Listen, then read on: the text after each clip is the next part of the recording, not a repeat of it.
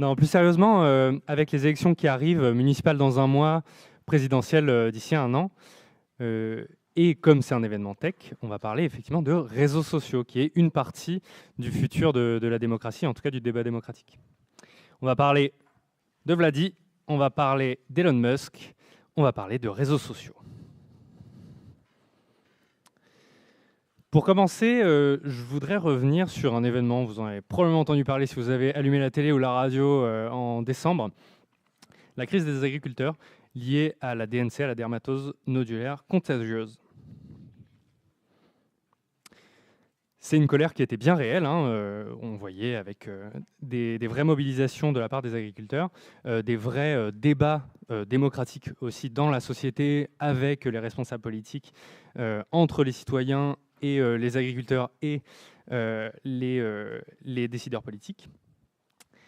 Mais qu'est-ce qui en était sur les réseaux sociaux? Alors pourquoi est-ce qu'on s'intéresse aux réseaux sociaux? Parce que, pour deux raisons en réalité. Parce que, comme je le disais, c'est un nouvel espace de débat. C'est là où vraiment se forme une partie des opinions de la société. Mais c'est aussi une nouvelle source d'information. Donc il y a de plus en plus de personnes, des jeunes comme des moins jeunes. Il ne faut aussi pas penser que c'est juste la Gen Z qui s'intéresse à l'information via les réseaux sociaux. Et donc ce qui se passe sur les réseaux sociaux devient vraiment aussi important que ce qui se passe dans les médias traditionnels. Alors sur les réseaux sociaux, on a vu, évidemment, comme c'était un sujet de société, on a vu aussi sur les réseaux sociaux ce qui est des manifestations de cet événement, avec, alors en bas, voilà, des médias traditionnels qui s'emparaient du sujet, avec dans les commentaires, des commentaires pro et anti-mouvement, voilà, quelque part, un débat démocratique normal, entre guillemets. Peut-être biaisé, on le verra, mais en tout cas, voilà, normal. Il y avait aussi des experts. Alors là, c'est une photo d'une vétérinaire qui parlait aussi de la DNC, donc vraiment aussi des experts qui poussaient des explications et un peu plus de contexte. C'est aussi ce qu'on attend d'un vrai débat démocratique, c'est qu'il y ait une certaine parole experte qui soit intégrée aux discussions.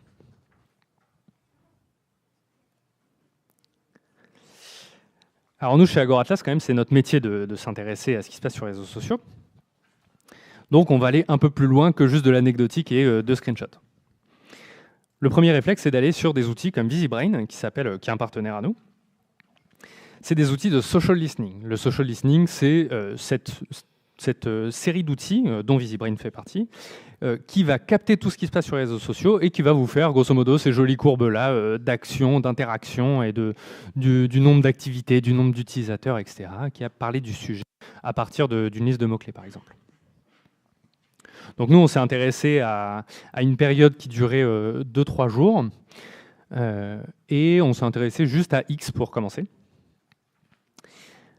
On a analysé 1 demi-million de tweets et ça représentait à peu près 61 000 comptes qui publiaient. Bon, là, vous allez me dire, ces jolies courbes, ça ne nous dit pas grand-chose. Et puis bon, en plus, on est un événement de la tech, donc ça tombe plutôt bien. On va aller un peu plus loin que ça, que juste 3 courbes. Surtout qu'on parle de réseau social. Un réseau social, bon, comme son nom l'indique, il va y avoir des interactions sociales, il va y avoir des groupes qui vont se former, un vrai réseau qui va se former, et c'est un peu ça qui va nous intéresser, au-delà de juste, bon, ok, le tweet qui a fait le plus de RT, c'est celui-ci, qui donne quelques insights, mais qui ne va pas donner non plus vraiment toute l'image du débat démocratique sur le réseau social. Donc, on va récupérer l'intégralité des tweets, qui est fournie par VisiBrain, donc, et on va créer le graphe social. Un graphe social, c'est exactement ce qu'on a modélisé là. C'est on va prendre les 2 utilisateurs et dès qu'ils ont une interaction entre eux, on va créer un lien. S'ils ont 2 interactions, on crée un lien 2 fois plus fort, etc. Alors là, il y a une interaction sur Twitter. Ça va être une mention, ça va être un retweet, ça va être un QRT ou ça va être une réponse. On pourrait imaginer tout un tas d'autres réseaux avec tout un tas d'autres graphes, avec le graphe de follow, par exemple, le graphe de like. Enfin voilà, il y a plein de méthodes, mais là, on va s'intéresser à des mentions directes et des interactions directes. À partir de ce graphe, on va faire 2 choses. La première, c'est qu'on va créer des communautés, des clusters. On a un algorithme qui s'appelle la méthode de Louvain, qui est un algorithme très, très élégant, je trouve, et qui, pour l'anecdote, a été créé en partie par l'actuel Premier ministre, je crois, belge, qui était prof d'informatique et donc qui a contribué à l'élaboration de cet algo. Cet algo, ce qu'il va faire, c'est qu'il va créer justement ces clusters. Ces communautés, elles vont être créées, c'est souple, ces communautés, elles vont être regroupées, donc les utilisateurs, ils vont être regroupés en groupes qui interagissent beaucoup entre eux et qui interagissent un peu moins avec les autres communautés. Donc on va faire ça sur nos 61 000 utilisateurs, et sur un peu plus que 6, ça donne des graphes comme ça. Donc ça, c'est les communautés, les grandes communautés, donc une couleur par communauté, évidemment, deux comptes qui vont beaucoup interagir entre eux. Alors, on voit qu'il y a Résiste Paysan, qui est un compte qui était très actif sur le sujet au milieu. On voit qu'il y a la coordination rurale. On voit qu'il y a BFM TV, CNews. Si on regarde un peu plus haut, on a Sarah Knafo, Frontières Média, ici Florian Philippot. Voilà. Twitter dans toute sa splendeur. Ce qu'on va faire maintenant, on va essayer de labelliser. Donc, une fois qu'on a fait ces grandes communautés, on va essayer de les labelliser et de comprendre ce qui s'y passe par communauté. Pourquoi est-ce que ces gens-là interagissent plus entre eux qu'avec d'autres communautés? Alors, pour la plupart, quelque chose qui marche assez bien, en fait, c'est de prendre les mots les plus communs dans les bios. Sur Twitter, ça marche relativement bien. Donc là, on voit, par exemple, toutes ces communautés là, un peu en bas à droite. Les mots qui vont revenir le plus souvent dans les bios, ça va être liberté, vérité, Frexit, patriote. En haut, en rouge, c'est reconquête, jambon beurre, tout ce qu'on aime. En bleu, ça va être plutôt les médias, et j'y reviendrai. Les médias et le reste du débat, on voit qu'ils sont quand même assez écartés en fait, du reste des communautés. On a pas mal de comptes gouvernementaux ici, et on a la gauche, là aussi, qui est un peu cornerisée dans les débats. Alors, ce qu'il faut bien voir dans cette cartographie, c'est que, comme on l'a construite, les comptes qui interagissent beaucoup entre eux sont proches sur la carto, et les comptes qui interagissent moins entre eux sont loin. Ou plutôt, qui ont des commentateurs en commun sont plus éloignés. Donc, vraiment, une proximité sur la carto reflète une proximité réelle des audiences. Et inversement, un éloignement sur la carto reflète qu'il y a vraiment une séparation des gens qui interagissent avec ces comptes ou avec ces communautés. Maintenant, quand on zoome un peu, on peut se demander, est-ce qu'il n'y aurait pas un tout petit peu de récupération politique là-dedans? Alors, un des liens qui tournait le plus dans toutes les communautés, mais particulièrement dans la rouge, c'était un lien qui s'appelait soutien-paysan.fr ou un truc dans ce goût-là. Donc, a priori, anodin et plutôt quand même dans le thème. Et en fait, on se rend compte que c'était une pétition contre le Mercosur, qui était un des grands thèmes. Mais en fait, quand on allait voir les mentions légales du site, c'était créé par Reconquête, voilà, le mail c'était contact@amour2022. Quand on signait la pétition, en fait, on s'inscrivait sur les newsletters de Reconquête. Donc, il y avait vraiment quand même une tentative de s'accaparer non seulement les termes du débat, en poussant non pas le débat sur la DNC en tant que telle, sur la dermatose en tant que telle, mais sur le Mercosur, qui était un sujet qui intéressait quand même beaucoup plus Reconquête. Dans les autres sphères, nos copains les complots, il y avait beaucoup de liens qui parlaient de destitution du président de la République. Et notamment, on a un compte, alors on ne s'est même pas embêté à le flouter parce que vraiment on le retrouvait partout. Je crois que sur 2 jours, ce compte-là a publié 600 fois ou 500 fois le même lien. Qui appelait à la destitution. Alors, certes, il faisait, comme vous voyez, il faisait 0 vue, enfin aucune interaction, mais en tout cas, ce compte-là était là pour tapisser le débat de cette pétition. Maintenant, la question, c'est, on a vu, bon, ok, en haut, on a Reconquête. Globalement, ici, on a la sphère avec Philippot et compagnie, un peu les complotistes, les antivax et les souverainistes. Mais où sont les agriculteurs? Où sont les spécialistes? Et en fait, si on zoome, ils sont là. Ici, on a le seul compte qui était suffisamment gros en termes d'interaction pour pouvoir apparaître sur notre carto, ici, qui était un agriculteur, Agritof. C'était le seul qui avait un tout petit peu d'interaction, mais vous voyez qu'ils sont extrêmement loin du reste du débat. Donc vraiment, le gros du débat est entre tous ces gens-là, qui sont globalement d'accord, en plus, qui interagissent beaucoup entre eux, mais ils n'interagissent pas du tout avec les experts. Donc, on a vu polarisation du débat, comme il y avait quasiment que l'extrême droite qui était présente, la récupération politique dans tous les sens, de l'exclusion de la parole experte. Est-ce que c'est vraiment ça l'avenir de la démocratie qu'on veut? Après cette longue intro, voilà le programme. On va parler de démocratie et réseaux sociaux, donc on va parler de guerre informationnelle, et on va parler aussi un peu, quelques notes d'espoir, de voir comment riposter. Alors, je suis Clément, et je suis le directeur général de Agoratlas, et on est un observatoire des réseaux sociaux, et nous, notre métier, c'est justement de faire ces analyses à grande échelle des réseaux sociaux. Pas que sur les thèmes démocratiques, mais quand même. Bon, quand même, vous allez me dire, c'est Twitter, ok, il y a des militants qui sont meilleurs que d'autres en ligne, so what? Enfin, à la limite, si Reconquête a réussi sa stratégie digitale, est-ce que c'est si grave que ça, finalement? Je vais vous parler d'un autre événement qui s'est passé il y a un an, quasiment tout pile d'ailleurs, la rencontre entre Trump et Zelensky, je ne sais pas si vous vous en souvenez. Là aussi, on venait de monter la boîte, donc on s'est dit, bon, on avait un nouvel outil qu'on voulait tester, qu'on vous présentera à la fin, et on s'est dit, bah, qu'est-ce qui se dit, toujours sur Twitter, à propos de cette rencontre? On commence un tout petit peu à creuser, et on voit défaite assurée pour l'UE, très bien. Que va faire Zelensky à son retour? Voilà, toujours parler de la Russie en plus, parler plutôt en bien de la Russie. Ce type est un clown à la base, d'accord. Toujours Zelensky prendrait de la cocaïne manifestement. Ou encore ce tweet-là qu'on a vu. Donc là, vous voyez que c'est quasiment exactement le même tweet, mais qui est un tout petit peu modifié à chaque fois, qui parlerait d'un député qui aurait lancé une procédure de destitution. Bon, on va un tout petit peu s'y intéresser.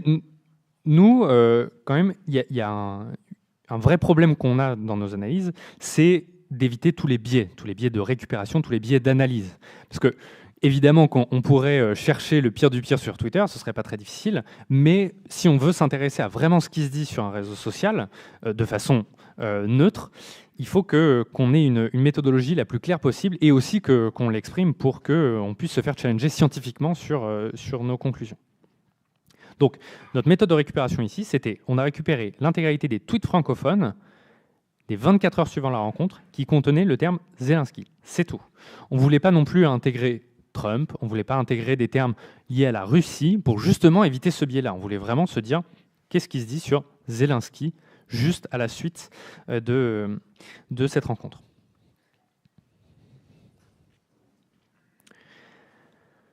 En 24 heures, on avait à peu près 80 000 tweets et on a lancé nos études habituelles, on va dire. Donc la cartographie que vous avez vue, là je ne vais pas vous la montrer, la cartographie, parce qu'il y a d'autres choses qui sont intéressantes, mais on peut s'intéresser à quels sont les mots les plus utilisés, soit dans les bios, comme on a fait tout à l'heure pour détecter les communautés, soit dans les contenus eux-mêmes, dans les tweets. Quels sont les plus gros comptes, à quelle heure sont postés les tweets, voilà. C'est vraiment toute une série de petits graphes en fait, qu'on va faire et qui après sont utiles à nos équipes d'analystes pour dire bon, je vais creuser plutôt là ou là. Une des études qu'on a faites, une des analyses qu'on a faites, c'est est-ce que les comptes sont récents? Quelle est la date de création des comptes? Voilà le graphe de création des comptes. Bon, comme j'entends que ça rigole un peu dans l'assistance, je pense que je ne vais pas trop expliquer pourquoi est-ce qu'il y a un problème. Il y a un pic quand même plutôt surprenant. On va essayer d'un tout petit peu zoomer sur ce pic, justement. Et là, on voit qu'il y a de nouveau des pics, notamment 3 pics là sur la fin. Un gros pic au milieu, puis un autre pic là à peu près en novembre 2024. On ouvre Wikipédia pour essayer de chercher un peu les dates liées. Et tiens, ces dates correspondent exactement aux rencontres de Trump avec des dirigeants étrangers, correspondent pour ce gros pic à l'investiture de Trump, et correspondent pour novembre 2024 aux résultats de l'élection américaine. Donc les comptes sont spécifiquement créés pour alimenter un débat autour de Donald Trump. Qu'il soit légitime ou pas, hein. Encore une fois, pour l'instant, on n'en sait rien, mais en tout cas, on voit qu'il y a une activité qui est anormale. Une autre étude qu'on va faire, c'est un rapprochement de contenu dupliqué. Donc la liste de tweets là, que je vous ai montré à la toute fin, ça nous a un peu interrogé, mais ce que vous voyez, c'est que les tweets à chaque fois sont un tout petit peu modifiés. Ils sont un peu reformulés notamment pour passer sous les radars de la modération Twitter. Parce que si vous faites du copier-coller pur, bon là vous allez vous faire shooter directement. Alors que si vous demandez à votre LLM préféré de changer quelques termes, hop, vous avez un tout nouveau tweet qui dit exactement la même chose, mais qui n'a pas la même tête.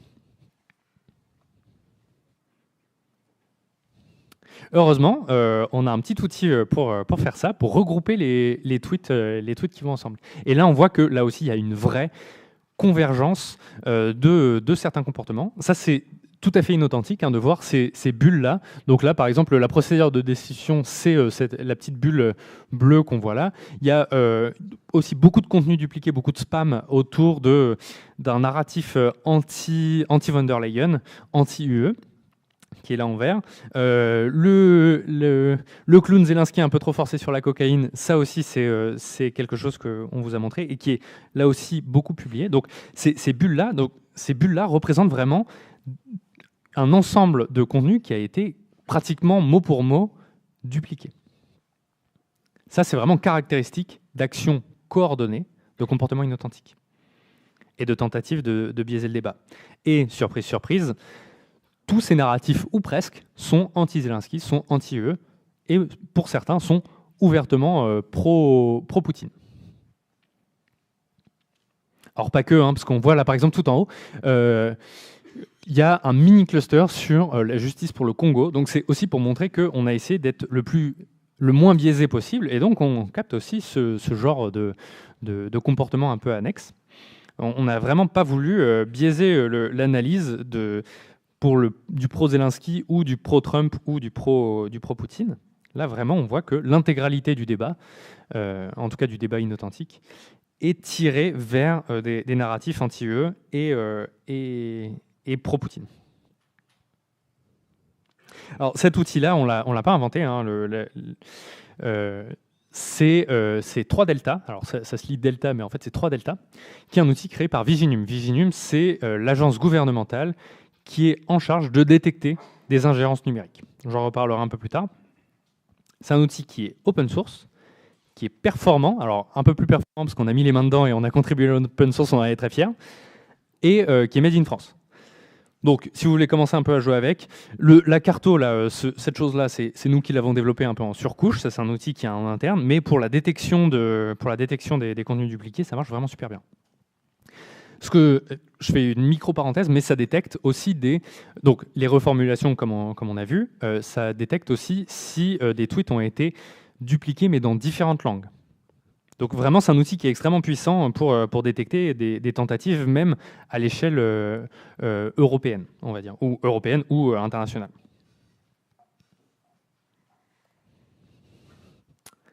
Bon, on a vu qu'il y avait quand même des bots, ou en tout cas des armées un peu coordonnées qui essayaient de nous faire changer d'opinion. Mais à la limite, c'est que les réseaux sociaux, c'est pas si grave, vous pourrez me dire. Est-ce que c'est vraiment pas si grave ?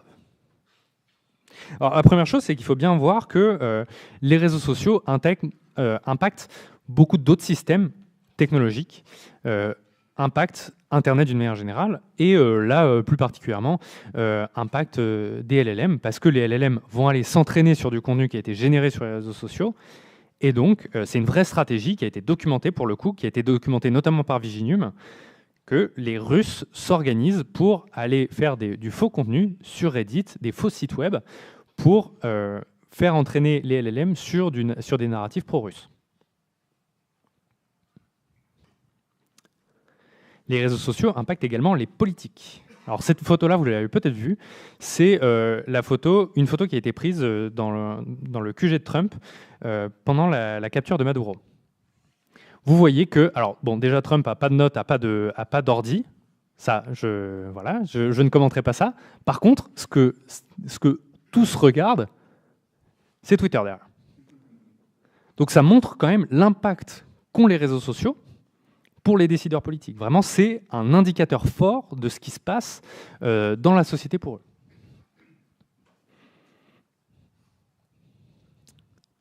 Les réseaux sociaux impactent également les citoyens.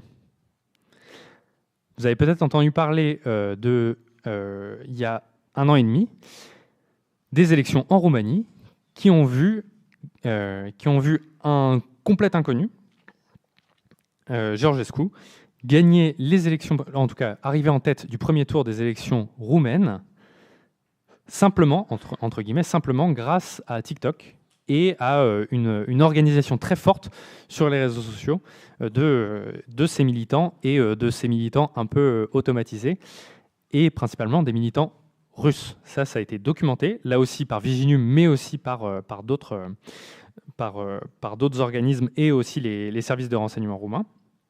Il y avait des Russes qui étaient présents sur place pour vraiment noyauter l'intégralité des réseaux sociaux roumains. Et avant son action sur TikTok notamment, Georgescu était pas un inconnu, mais on va dire que c'était leur Florian Philippot local, quoi. Enfin, il était gentil, mais il était un peu dans un coin et tout le monde lui donnait moins de 1% aux élections, et finalement, il est arrivé en tête. Alors, je vous invite à lire, il y a un rapport très complet qui a été fait par Digital Humanism et Fleuve sur ce sujet-là, et c'est notamment ce rapport-là, avec 5 autres, qui se sont retrouvés sur la table de la Cour constitutionnelle roumaine, Cour constitutionnelle qui a annulé l'élection présidentielle du fait de ces ingérences-là. Vraiment, les réseaux sociaux peuvent avoir un impact énorme sur la démocratie. Alors, parenthèse, mais ce n'était pas que pour les réseaux sociaux qu'ils ont annulé la présidentielle, c'était aussi pour des actions physiques sur le sol roumain de forces armées russes, et aussi des questions de financement de la campagne électorale. Donc, bon, ça posait des questions un peu plus larges, et c'est surtout là-dessus qu'ils ont réussi, entre guillemets, à annuler la présidentielle. C'est vrai que le fondement juridique des réseaux sociaux qui impacterait la présidentielle est un peu, était plus discutable, mais rentre progressivement dans le droit, dans les droits nationaux, mais aussi dans les droits supranationaux en Europe.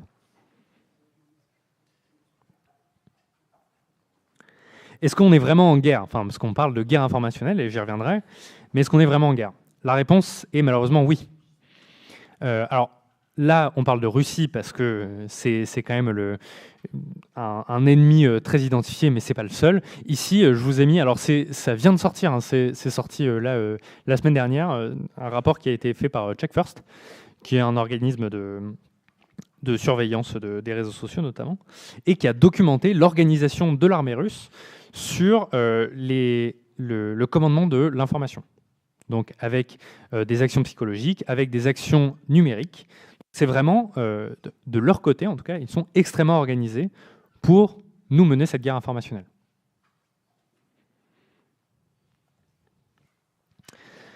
Je vais un tout petit peu détailler ce qu'on entend par guerre informationnelle, ou en tout cas comment est-ce que ça se diffuse. Donc, au commencement, il y a une commande faite par quelqu'un dans cet organigramme, probablement depuis Moscou, ou autre, hein, qui peut être aussi local. Une commande qui se fait au téléphone, qui se fait à l'oral, voilà. Donc au début, juste un micro-noyau. Ensuite, il y a une organisation qui se fait, souvent sur des canaux Telegram, sur WhatsApp, sur des groupes privés Facebook. En tout cas, le commanditaire, en tout cas la personne qui a reçu la commande, va essayer de créer un peu d'émulation avec une base militante, avec aussi ses complotistes préférés qui sont prêts à retweeter un peu tout ce qu'on leur raconte. Et ce retweet va justement passer à la phase d'amplification sur les réseaux sociaux, qui est un peu la phase qui nous intéresse entre guillemets aujourd'hui, et en tout cas que nous on traite chez Agora Atlas. Cette amplification-là, elle va se passer du fait du premier noyau d'organisation, et ensuite, l'objectif final, c'est vraiment la manipulation de l'opinion et réussir à pousser des narratifs dans le débat public, que ce soit dans les médias traditionnels, dans les discussions, etc. Ce qu'il faut retenir, c'est que c'est vraiment ça leur objectif final, mais un démenti, si un démenti apparaît dans la presse en disant « vous inquiétez pas, Macron, enfin je ne sais pas si vous avez vu l'histoire de son mouchoir, là, Macron avait juste un rhume, c'était pas de la cocaïne », et bien en fait, quelque part, ils ont gagné là. Ils ont gagné parce qu'ils ont réussi à noyauter un peu l'opinion publique, en tout cas juste que ce narratif-là, même si j'espère que 99% de cette salle se dit bah oui, évidemment que c'était du complotisme, mais en réalité, ces 3 minutes qui sont passées au JT, c'est 3 minutes qui auraient dû être dédiées au traitement d'un autre sujet, d'un sujet démocratique, de faire intervenir un expert qui parlait par exemple de la dermatose dans des termes experts.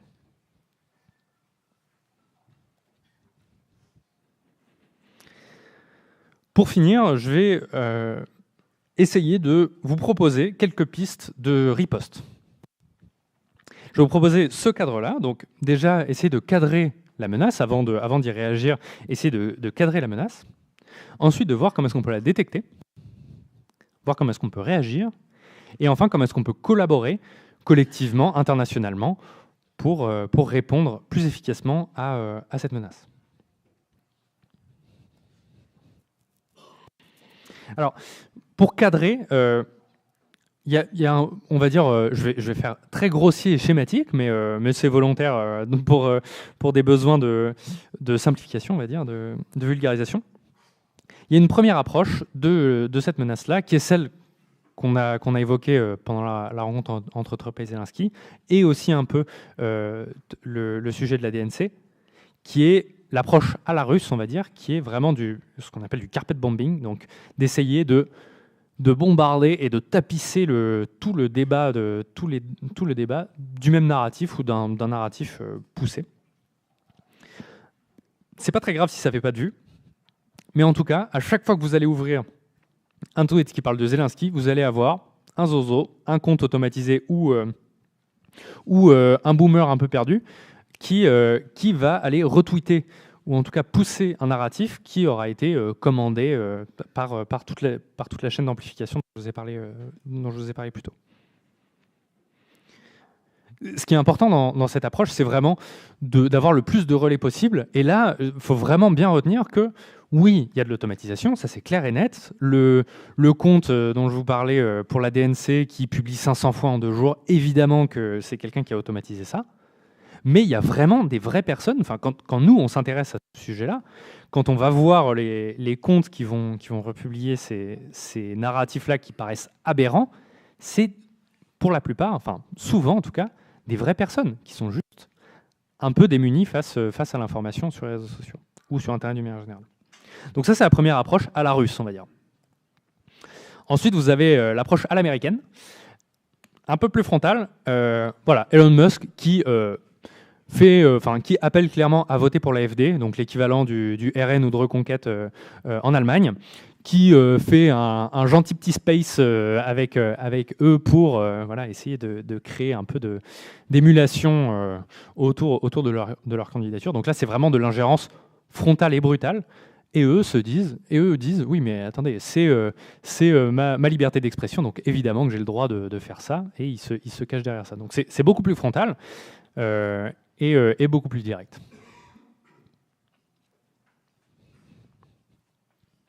J'ai mis Elon Musk parce que, évidemment, voilà, c'est un des grands artisans de ça, mais ce n'est pas le seul. Candace Owens, par exemple, dont vous avez peut-être entendu parler, c'est aussi une grande artisane de ce mouvement-là et des ingérences internationales.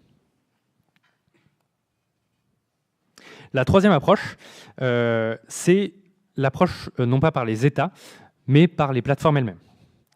Il y a une vraie manipulation qui peut se faire au niveau des algorithmes de recommandation. On pense évidemment à TikTok, on pense à Instagram, mais en fait, tous les feeds que vous voyez où vous avez de la recommandation derrière, ces algorithmes-là peuvent être aussi modifiés pour vous amener à être plus ou moins exposé à certains narratifs. Donc, cette manipulation-là peut être involontaire. Hein. Je veux dire, si TikTok se rend compte que ce qui fait des vues, c'est Sarah Knafo, et parce que les gens interagissent avec elle pour en dire du bien ou du mal, TikTok va juste se dire, je sais pas qui c'est, mais moi ça fait des vues, donc je vais continuer de le pousser. Ça peut être beaucoup plus insidieux. Ça a été documenté que X, par exemple, poussait des narratifs plus que d'autres. Alors maintenant, ils sont un peu stoppés, donc ils tendent à moins le faire. Mais ça peut être aussi de la complaisance vis-à-vis de certains comportements. Là, par exemple, quand vous achetez un abonnement Twitter, vos réponses sont boostées par rapport aux autres. Donc vous avez vu, quand vous ouvrez Twitter, j'espère que vous ouvrez plus beaucoup Twitter, mais on en reparlera, mais les premières réponses sont toujours provenant de comptes qui ont des coches bleues, qui ont des comptes premium. Et donc, des fermes à bots, ils achètent massivement des abonnements premium pour justement être plus efficaces dans la diffusion de leur narratif. Donc il y a une vraie manipulation algorithmique. Et une dernière chose dont je vais vous parler, sur cette manipulation algorithmique, ça peut venir des plateformes, ça peut venir de la complaisance des plateformes, mais ça peut aussi venir des militants ou des acteurs eux-mêmes. On sait que, par exemple, pendant les européennes, les dernières européennes, les militants du Rassemblement national étaient appelés à aller beaucoup commenter sur TikTok des contenus provenant de Quotidien. Comme ça, au moins, TikTok se disait « Ah mais attendez, les gens qui commentent sur Quotidien regardent beaucoup de contenu de Jordan Bardella. Bon, toi, tu es un anonyme, je vois que tu t'intéresses à du contenu quotidien. Je me dis que la prochaine vidéo qui va t'intéresser, ça va être une vidéo de Jordan Bardella. »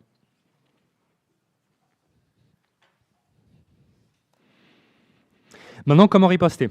Alors, sur la détection, nous, on essaye d'avoir un petit rôle, mais évidemment que ce n'est pas nous qui allons nous battre directement, on apporte notre pierre à l'édifice, mais il faut une vraie organisation, et l'organisation, elle se passe beaucoup autour, en France, de Viginum, je vous en ai parlé, qui est vraiment l'organisme. Je vous invite à lire leur rapport au pluriel, parce qu'ils en font plusieurs.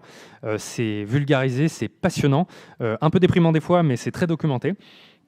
Ils font un travail remarquable. Ils n'ont pas assez de moyens du tout par rapport à leur mission, malheureusement. Mais bon, on pourrait le dire de beaucoup d'autres services publics. Dans mon domaine, moi, si je devais un peu plus flécher d'argent, ce serait probablement chez eux. Et ils essayent d'organiser, vraiment de rassembler tout un écosystème public, privé, et ici sur du public, là pour les élections qui arrivent. Alors là, ça date du 6, hein, donc ça date de la semaine dernière, du 6 février.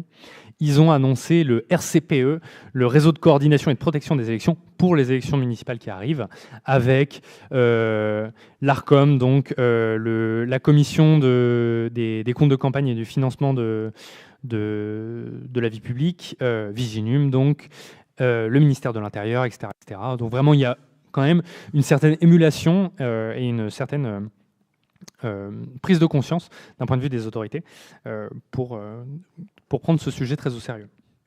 Viginum est un service qui est très récent, hein. Il date de juste après l'assassinat de Samuel Paty. Donc je me souviens plus exactement de la date, mais vraiment c'était juste après cet événement dramatique. Et c'est quasiment une exception française. En Europe, on est de loin les plus avancés sur le sujet. Il y a d'autres pays qui tentent de se doter d'un tel outil. Je pense à la Suède, je pense à l'Allemagne, mais ils prennent beaucoup exemple sur nous. Les seuls qui étaient un peu plus avancés que nous sur le sujet, c'était les États-Unis.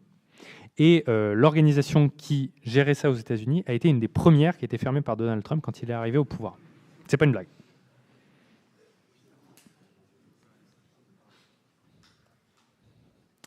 Maintenant, sur la riposte. Alors, sur la riposte, d'une manière générale, en France, on est aussi là doté d'un organisme, l'ARCOM, qui a pour responsabilité non seulement le respect du débat démocratique dans les médias traditionnels, mais aussi en ligne. Alors, ils font déjà pas suffisamment à mon goût sur les médias traditionnels, et donc autant vous dire qu'ils sont complètement à la rue sur les réseaux sociaux, mais en tout cas, c'est dans leur prérogative. Alors, à la rue, je ne leur jette pas la pierre. Là aussi, il manque de moyens et il manque vraiment aussi de soutien politique. Hein. Ce n'est pas l'Arcom en soi que je veux critiquer, c'est plutôt l'organisation qu'il y a autour et la mollesse, on va dire, politique qu'il y a dans l'importance de leur position dans le débat démocratique. Pour autant, il y a des ripostes qui peuvent être très fortes au niveau des comptes, évidemment, de la fermeture de comptes immédiats, de la fermeture de contenus directs, de bannir des contenus directement, mais aussi des fermetures de plateformes. Le Brésil, par exemple, l'an dernier, a bloqué intégralement X, pour des raisons que je ne rentrerai pas dans les détails, mais en tout cas, le Brésil a dit, là, Elon, si tu ne fais pas exactement ce qu'on te dit, qui était en fait les attentes légales dans le pays, on ferme ton réseau social. Musk a dit oui, d'accord, je vous regarde. Ils l'ont fait le lendemain. Fun fact, on a observé sur Blue Sky, parce que je vous invite, si vous cherchez une alternative, à aller sur Blue Sky, mais on en reparlera. On a vu un énorme pic de gens parlant le portugais sur Blue Sky et qui reste depuis la fermeture de X. Donc, sur la partie, là, je vous ai un peu parlé de la partie défensive, mais il y a potentiellement aussi une partie offensive. Dans la guerre, il y a toujours les deux faces de la pièce. Il y a le compte French Response qui fait ça pour le compte du ministère des Affaires étrangères et de l'Europe, qui est vraiment très vocal sur du debunking de l'ingérence à l'américaine dont je parlais, avec les très gros comptes. Donc là, voilà, un tweet très cinglant vis-à-vis d'Elon Musk. Mais, donc ça, c'est la partie visible, on va dire, mais est-ce qu'il n'y aurait pas aussi une partie invisible? Est-ce qu'il faudrait faire aussi cette partie invisible? Pourquoi pas aller mener une guerre aussi sur le front russe, aller intégrer vContact, qui est leur équivalent de Twitter là-bas, et d'aller noyauter ce réseau? Est-ce que c'est une bonne approche? Est-ce que c'est l'approche que prennent les forces armées françaises? Je ne sais pas. Mais en tout cas, il y a cette question de est-ce qu'on doit passer à l'offensive? Et enfin, sur la collaboration notamment internationale. Et là, je veux vraiment parler des cadres juridiques européens, notamment le DMA et le DSA, qui sont deux très grands volets juridiques européens qui sont rentrés en vigueur en 2024 pour les deux, à peu près en même temps. Le DMA, c'est un cadre légal qui oblige une concurrence un peu plus saine des plateformes. Les plateformes sont reconnues comme étant des goulots d'étranglement et des passages obligés pour les utilisateurs pour accéder à certains services. Donc, par exemple, le Google Chrome. Google Chrome, maintenant, doit vous proposer une alternative, même s'il est installé, ou Edge, pour ceux qui sont sur Windows. Edge est obligé de vous proposer de dire, bon, OK, on te propose Edge, mais est-ce que tu ne voudrais pas basculer sur Chrome ou Firefox? Ça oblige notamment à la portabilité, en théorie. La portabilité, c'est j'ai un compte sur X, je veux l'avoir à l'identique sur Blue Sky, comment est-ce que je fais? Normalement, les plateformes sont obligées légalement de proposer ce canal-là entre les deux plateformes. Pour l'instant, ce n'est pas respecté, parce qu'il y a plein d'autres plateformes qui sont touchées par le DMA, donc l'Europe a d'autres chats à fouetter pour l'instant, mais en tout cas, on pourrait forcer les plateformes à arrêter de tenir en otage les utilisateurs sur leur plateforme toxique.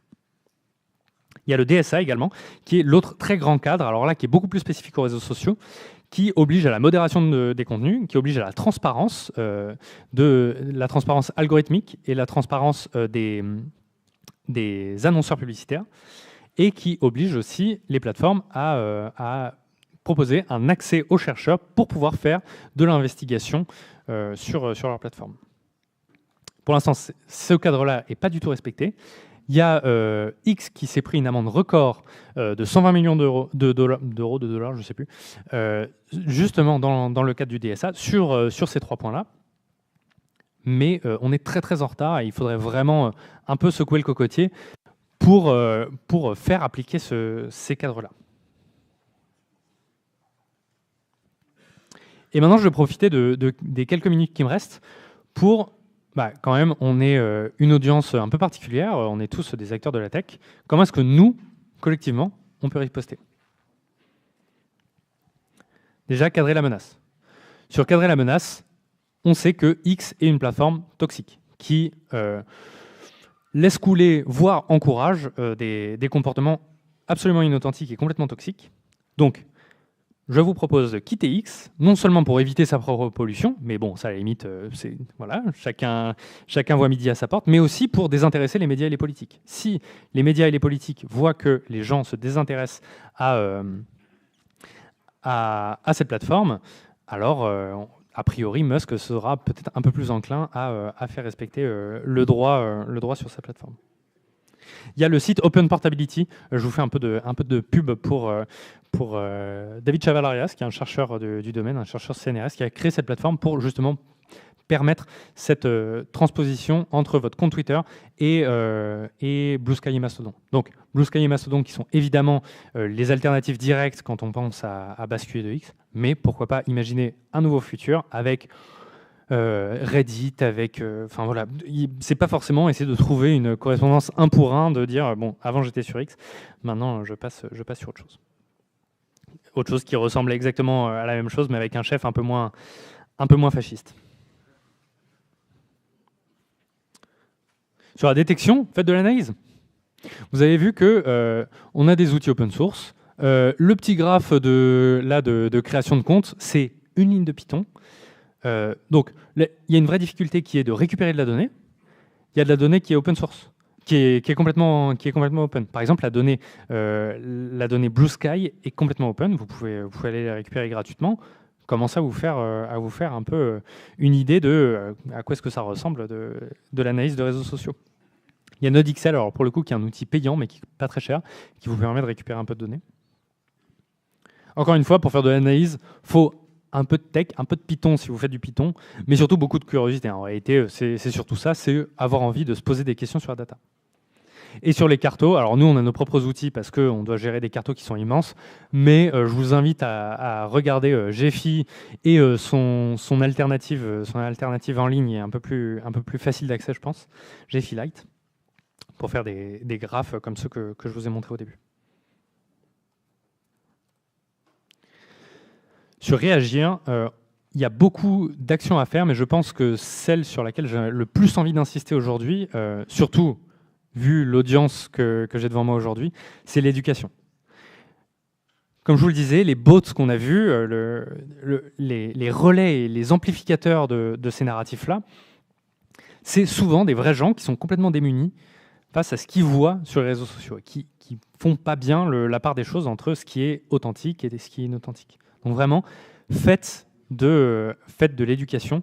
Et les décideurs politiques ont décidé que faire de l'éducation, ça voulait dire faire de l'éducation aux mineurs, de couper les réseaux sociaux à partir de 15 ans. En réalité, si je devais mettre une petite pièce sur l'éducation, ce serait plutôt justement sur les populations qui n'ont pas grandi avec Internet et qui doivent s'adapter un peu tardivement à ça. Mais je ne dois pas être réélu. Et voilà, les moins de 15 ans n'ont pas le droit de vote, les boomers si.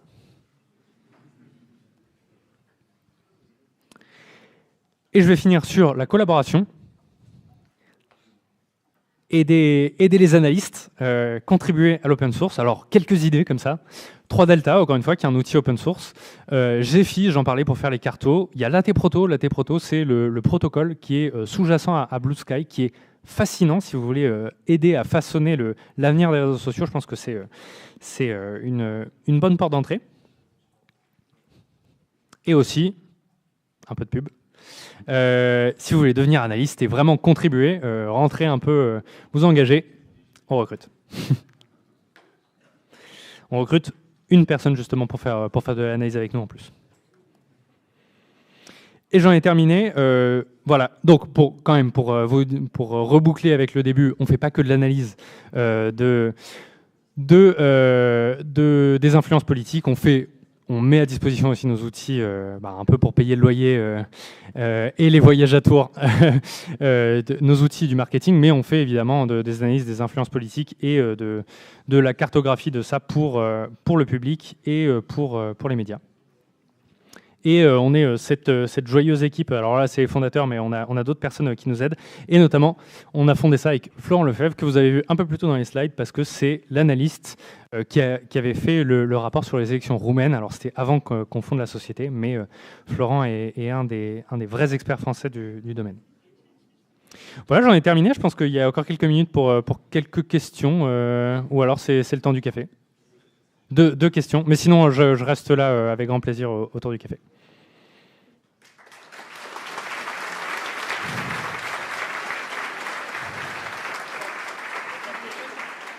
Plaisir.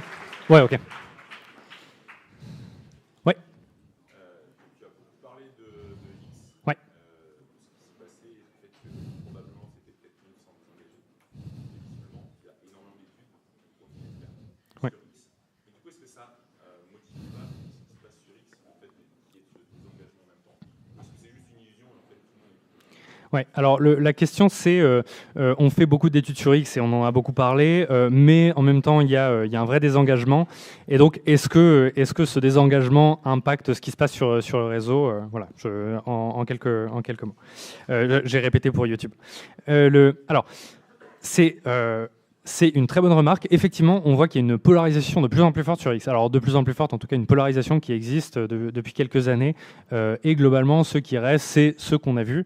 C'est l'extrême droite, les patriotes, les complotistes, la gauche aussi qui est très présente, et d'autres communautés, notamment les communautés foot, rap. En France, en tout cas, il y a ces communautés qui sont très actives. Donc, est-ce que ça biaise le débat? Oui. C'est évidemment pas un débat qui est représentatif de la société. Pour autant, comme je le disais, c'est toujours un vrai baromètre à la fois pour les personnalités politiques, mais aussi pour les médias. Les médias, là sur la DNC par exemple, c'était Radio France et Le Monde qui sont venus nous voir en disant qu'est-ce qui se passe sur les réseaux sociaux. Et en réalité, les réseaux sociaux, ils parlent de X. Nous, on était là. Regardez peut-être sur TikTok, parce que sur TikTok, il y a un peu plus de gens normaux, entre guillemets, qui s'y intéressent, et on va faire des études là-dessus. Donc, eux, ce qui les intéressait, c'était vraiment X, et c'est tout. Donc, c'est aussi pour ça que je vous encourage à vous désengager massivement de X et à appeler les médias et les personnalités politiques à se désengager de X pour vraiment considérer ce réseau comme ce qu'il est, qui est devenu un bar à nazis.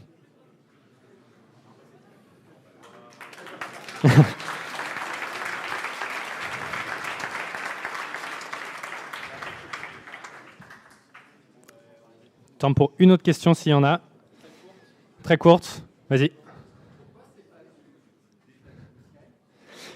C'est des tags Blue Sky, c'est juste c'est .bluesky.com et d'ailleurs c'est eux, très bonne remarque.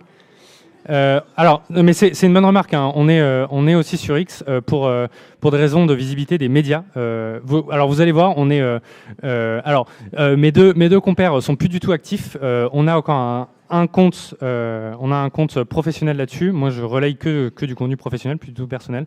Ouais, aussi pour pouvoir exister aux yeux des médias.